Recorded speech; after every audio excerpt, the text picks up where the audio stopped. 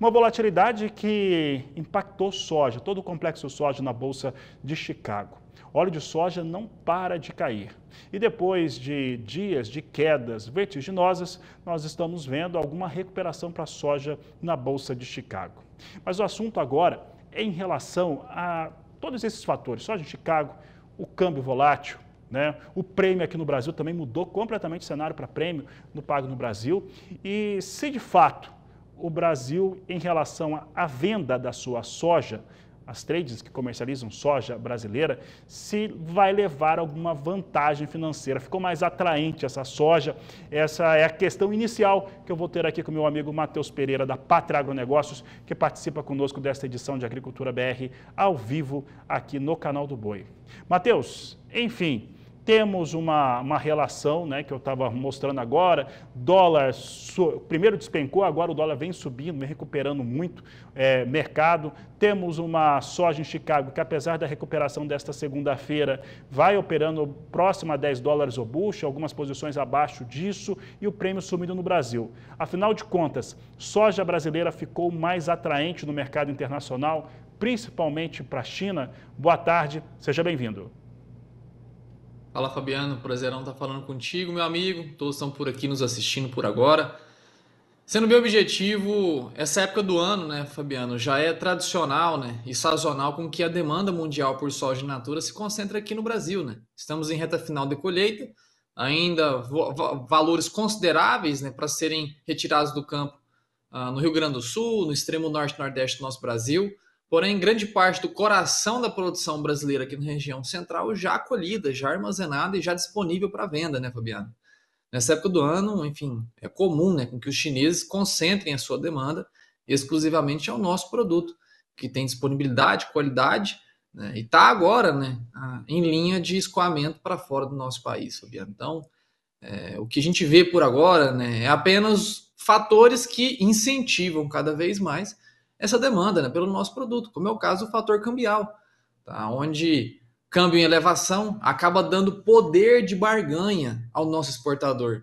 Consegue ofertar a soja ao nosso principal comprador China, com alguns descontos, e ainda assim pagar melhor ao nosso fornecedor, né, o produtor rural, fazer a originação da soja com preços mais interessantes, olhando exclusivamente o fator dólar. Então, o câmbio, sim, ele traz esse favorecimento temporário, né, das negociações que estão em vigência pela nossa soja para exportação, Fabiano. E, Matheus, pensando agora no que nós temos nos Estados Unidos, as tarifas norte-americanas, a volatilidade hoje que atinge o câmbio. Uma das questões, hoje, bem cedo, nesta segunda-feira, havia um rumor de mercado que o governo norte-americano suspenderia por alguns dias, 90, na verdade, o mundo todo das tarifas, com exceção da China. E quando veio essa informação, é meio estranha, mas como o governo americano tem anunciado tarifas e depois recuado com elas em relação a Canadá, México, já há algum tempo, não pareceu tão inviável. Depois o governo americano disse que é fake news, que é mentira, que não tem nada dessa história. Mas uma coisa que é verdade é que o governo americano ameaçou, o próprio Donald Trump falou isso, né, falou em rede lá dos Estados Unidos, que a China fez aquilo que não poderia. E ele já tinha prometido, caso algum país tivesse algum tipo de retaliação, que ele aumentaria as taxas. Você acha possível os norte-americanos aumentarem mais as taxas para a China em relação a esse fator? E o que isso faria com o mercado internacional agropecuário, Matheus? Fabiano, no português popular, assim dizendo, de nós que está no campo também, né? Trump mandou o recado aos chineses que espanaram a porca.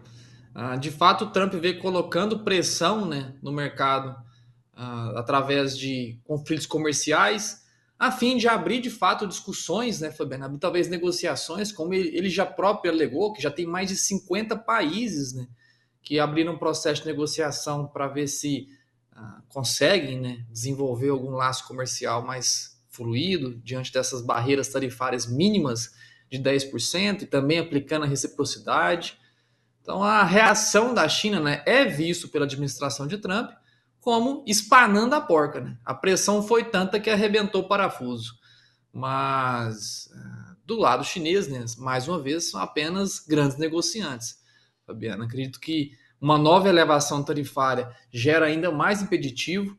Vale lembrar que os norte-americanos ainda é dependente de grandes produtos manufaturados em território asiático, em especial produtos de tecnologia agregada, né, como smartphones, computadores, chips, né, que são ali provenientes, né, importados do território asiático. E com o passar dos anos, apesar do planejamento do Trump ter esse efeito nocivo no curto prazo, no longo prazo ele tenta promover a reindustrialização da economia norte-americana, né, trazendo novamente essas fábricas norte-americanas que estão situadas em território chinês de volta, né, para o solo estadunidense, viu, Fabiano? Mas no curto prazo cria essas ameaças, tá? O lado chinês, na retaliação imediata que trouxe após os anúncios de Trump, mostrou, né, que as negociações elas deverão ser sim abertas no futuro, porém serão muito duras, né? Como a gente já vê já há quase 7 anos, Fabiano. O conflito comercial iniciado em 2018 já vai para um aniversário de quase uma década dentro do mandato de Trump, agora nesses próximos 3, 4 anos. Então, não é nada que foi fácil no passado e que os chineses deixaram uma mensagem muito clara. Não vai ser fácil criar essas negociações com nós, aqui no maior berço de manufatura de eletrônicos, né, de todo o planeta. Então, sim, é algo que no futuro pode se intensificar ainda mais, pode sim elevar mais tarifações, Fabiano. Só que para nossa soja, vou adiantando, pouco muda na prática. Não tem como os chineses concentrar 110% da demanda pelo nosso produto, que já está concentrada.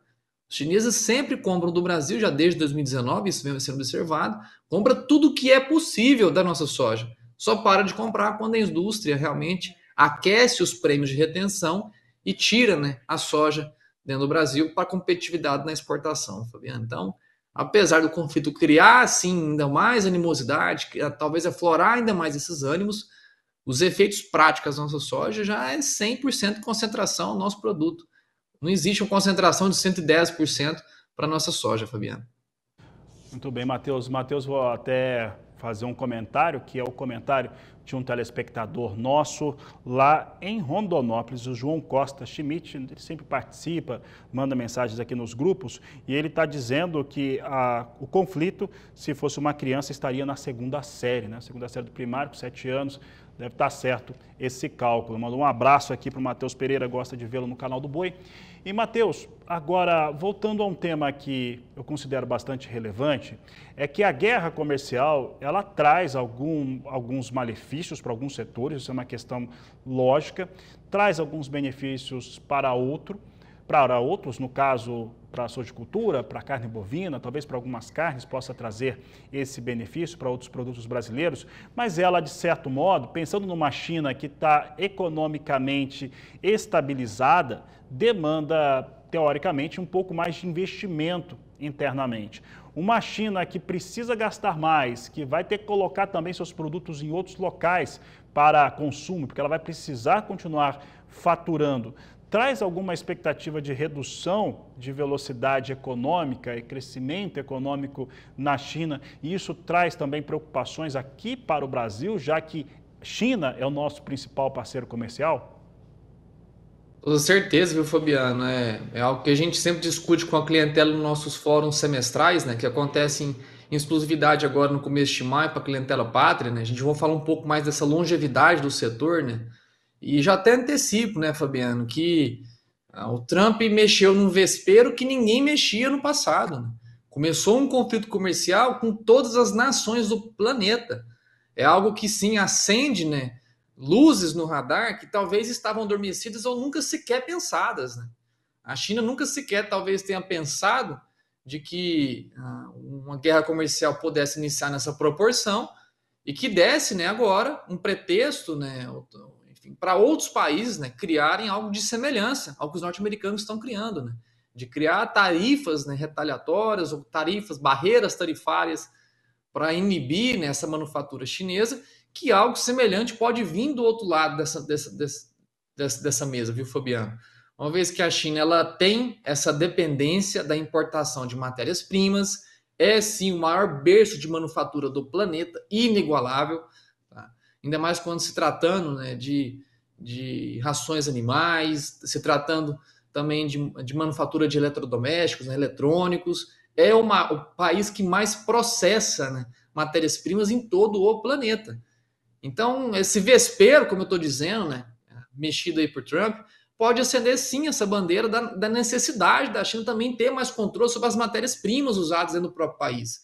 É algo que nos cria preocupação, sim, Fabiano, no longo prazo, né, onde os chineses podem criar, desenvolver tecnologias, setores, para cada vez mais ter essas matérias-primas produzidas dentro do próprio país, e não mais ter essa necessidade, essa dependência, né, de vir aqui nas Américas, Sul e Norte, procurar não só nossas matérias-primas agrícolas, né, que a gente discute todos os dias, mas também as metálicas, né, que têm também uma grande relevância econômica no nosso país, Fabiano.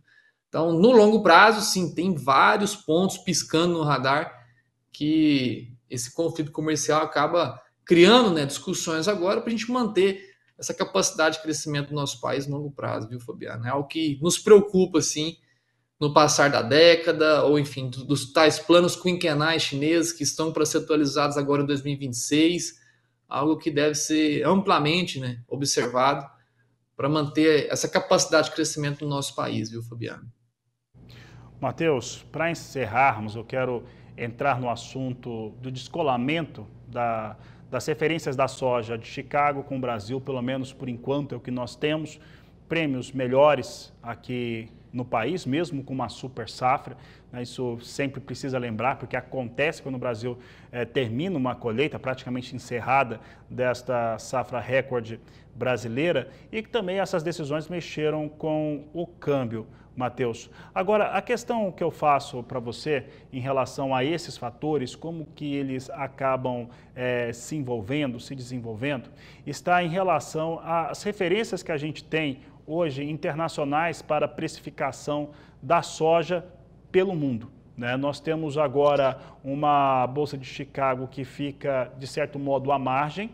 E se a gente pensar que nas últimas, vamos colocar aqui 10, 11 dias, não, talvez um pouquinho antes do anúncio da quarta-feira do Trump, aconteceu muita coisa em relação a petróleo, a óleo diesel. Primeiro, nós tivemos, lá nos Estados Unidos, nós tivemos os americanos anunciando um pacote de mais de 500 milhões de dólares para a produção de biodiesel. Fizeram isso sem nenhum alarde, sem aquela questão lá de colocar aqueles fatores de defesa da biologia, não sei o quê, mas de qualquer maneira eles colocaram 500 milhões e para produzir biodiesel, B20, B30, até 100% biodiesel para rodar nos Estados Unidos. Na mesma semana nós tivemos países da OPEP, a OPEP anunciando que quase a metade deles vão aumentar a produção de petróleo. O petróleo já estava em queda, o petróleo caiu bastante, óleo de soja sofre muito. E se eu não estou enganado, na quinta-feira, no dia lá que a Bolsa de Buenos Aires divulga os seus dados, o governo da Argentina também anunciou uma mudança nos preços mínimos de óleo de soja. E o óleo de soja talvez seja o produto mais caro ali do complexo soja. Como é que tudo isso relacionado, neste momento, impacta com a soja preço Brasil? Olha, Fabiano, de fato a gente tem cada vez mais uma descorrelação, né, um despregamento do mercado da soja no Brasil em relação às referências internacionais, como é o caso de Chicago. É algo que a gente já vem observando essa descorrelação já desde 2019. Pelo mesmo fator que hoje é reacendido, né, Fabiano? Pelo início desse conflito comercial que começou, né, teve o seu estopim há 7 anos atrás, né, com o Trump literalmente lavando roupa com o Xi Jinping, né, diante de supostas alegações de roubo de propriedade intelectual de máquinas de lavar roupa dos Estados Unidos. Então, Fabiana, assim, não é uma discussão que ela vem de hoje, porém que ela vai ser, sim, reaquecida, reacendida aqui em território nacional, Fabiana, uma vez que é necessário, né, a gente criar também um palco financeiro favorável para que o nosso produtor dentro do nosso Brasil tenha essa capacidade, assim como os norte-americanos, de criar correlações, né, com o mercado financeiro e garantir proteções, né, para o mercado que tem tantas variáveis, né, Fabiano? Então, não é algo assim, que terá soluções da noite para o dia, Fabiano, mas essa descorrelação ela vem sendo mostrada cada vez mais em prêmios, como você bem citou, mesmo com a produção recorde no país, inegavelmente, apesar de ser ainda essas margens ainda serem colhidas no Brasil, tanto do extremo sul quanto do extremo norte, a safra brasileira de soja já é inegavelmente um recorde produzido no nosso país. Tá? Mesmo se a gente desconsiderar o que ainda tem que ser colhido. Já colhemos mais de 156 milhões de toneladas, caminhando, né, para 166 milhões de toneladas a serem colhidas no nosso Brasil, Fabiano. E ainda assim a gente tem preços, né, praticamente estabilizados. Não estou dizendo que estão em alta, mas estabilizados. Tá? Há um ano atrás, os preços da soja durante a colheita caía R$ 30 por saca. Há 2 anos atrás, caía R$ 50 por saca. E esse ano a gente tem preços ali, né, que sofreram variações entre altos e baixos de R$ 8, R$ 10 por saca. Muito mais amenizado, né, as reações de uma super safra no Brasil. E o porquê disso? Porque apesar de uma safra grande, enorme no nosso país, temos também uma demanda em proporções semelhantes, Fabiano. Tanto para exportação, que vemos batendo recordes em relação ao ano passado, estamos com uma fila de embarques muito superior à média dos últimos 5 anos, assim como a indústria interna, né, cada vez mais busca essa verticalização, Fabiano, assim como os nossos vizinhos, né, os irmãos argentinos estão buscando, assim como os americanos estão buscando cada vez mais criar essa industrialização interna no país e colocar o produto já com valor agregado para fora de suas nações, o Brasil também, né, vem cada vez mais fomentando e precisa ainda de mais incentivos da esfera federal, né, para que a gente possa ter um palco mais favorável ao crescimento e à industrialização, o uso interno da matéria-prima no nosso país, Fabiano. Mas essa descorrelação com o mercado internacional, ela é puro reflexo de que no Brasil, né, o nosso mercado acaba ganhando pernas próprias, né? A gente recebeu aqui, Fabiano, dezenas de clientes nesse último trimestre que, enfim, que não eram clientes da Pátria, que fizeram proteções financeiras, atrelando a soja deles em Chicago, que chegaram agora em 2025 com essas operações que simplesmente não valiam nada, que simplesmente não ajudaram em nada, né, a proteger de fato as quedas reais do mercado da soja com essa descorrelação. O mercado que hoje anda realmente muito mais por pernas de prêmio de exportação e dólar.